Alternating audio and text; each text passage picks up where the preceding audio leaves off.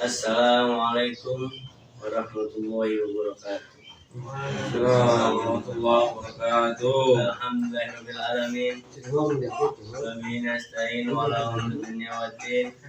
Wassalatu wassalamu ala asyrofil anbiya'i wal mursalin wa ala alihi washabihi ajmain. Amma ba'd. Hadirin sekalian yang berbahagia, untuk mengawali pembicaraan kami, marilah kita bersama-sama menyanjungkan puja dan puji syukur kehadirat Allah Subhanahu wa Ta'ala. Dengan limpahan rahmatnya, kita sekarang bisa aktif mengikuti kegiatan khusus seperti di siang hari ini tanpa ada halangan suatu apapun. Salawat serta salam semoga tetap tercurahkan kepada junjungan Nabi besar baginda Muhammad SAW, karena beliaulah sebagai suri tauladan dalam hidup ini. Mudah-mudahan kita termasuk umat yang senantiasa setia kepadanya. Amin. Hadirin sekalian yang berbahagia, duduknya saya di sini ingin memberitahu kepada kalian semua. Bukannya saya sok paling berilmu, tapi kan di dalam Islam mengajarkan kalau kita mempunyai ilmu maka amalkanlah ilmu itu. Betul, teman-teman? Betul. Ilmu mempunyai peran penting dalam perjalanan hidup ini. Karena dengan ilmu yang dimiliki, seseorang akan mampu membedakan mana yang hak dan mana yang batil.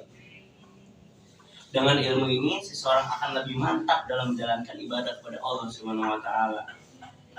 Karena tahu dasarnya dan tujuannya yang sebenarnya. Namun sebaliknya, bagi seorang yang buta akan ilmu, pengetahuan agama, ataupun pengetahuan yang lain, maka segala yang dikerjakan tidak akan tahu dasar dan tujuan sebenarnya. Karena kita hidup itu adalah memiliki tujuan. Paham teman-teman? Paham. Agar hal semacam itu tidak sampai menimpa pada diri seorang Islam, maka kita harus menyadari bahwa setiap orang Islam mempunyai kewajiban untuk menuntut ilmu. Berkaitan dengan hal ini yang saya bicarakan dari tadi, dengan hal tersebut Nabi SAW bersabda, mencari ilmu itu wajib bagi setiap orang Muslim dan bagi setiap orang Islam, laki-laki dan perempuan. Mencari ilmu haruslah mendapatkan prioritas pada setiap pribadi Muslim, karena orang berilmu maka tahu jalan yang akan dia tempuh, maka tahu resikonya yang dia tempuh. Orang yang menambahkan bahagia hidup di dunia haruslah mempunyai ilmu. Begitu juga orang yang menambahkan kebahagiaan dunia akhirat haruslah mempunyai ilmu pula. Oleh karena itu, janganlah kalian merasa bosan untuk menuntut ilmu.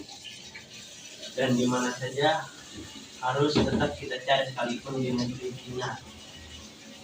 Maksud paham dari di negeri Cina ini adalah sejauh mungkin kita harus mencari ilmu itu.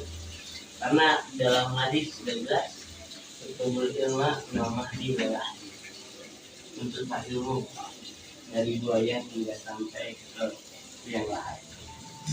Hadirin sekalian yang berbahagia, banyak jalan yang ditempuh dalam mencari ilmu.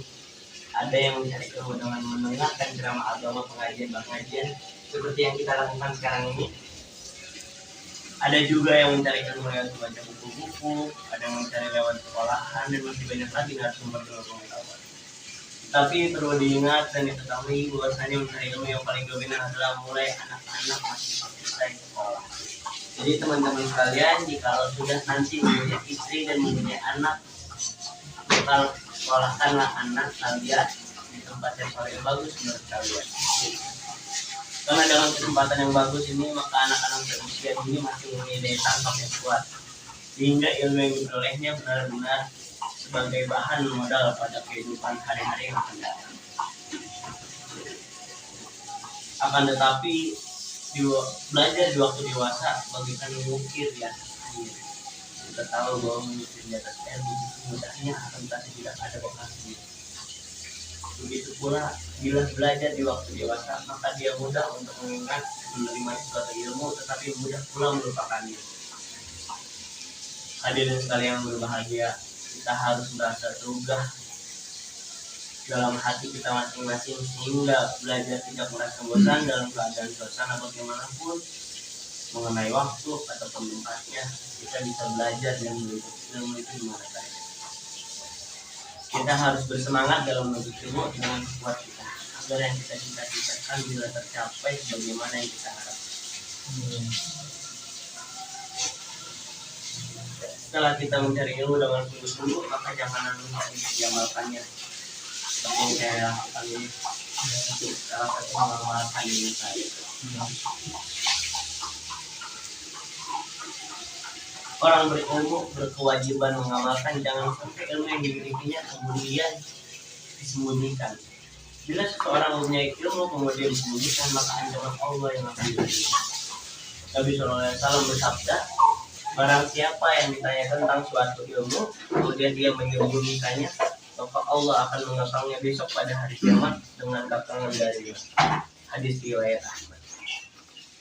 Agar kita tidak termasuk orang-orang yang diancam oleh Allah, maka langkah yang terbaik bagi kita adalah dengan mengamalkannya ilmu yang telah didapat.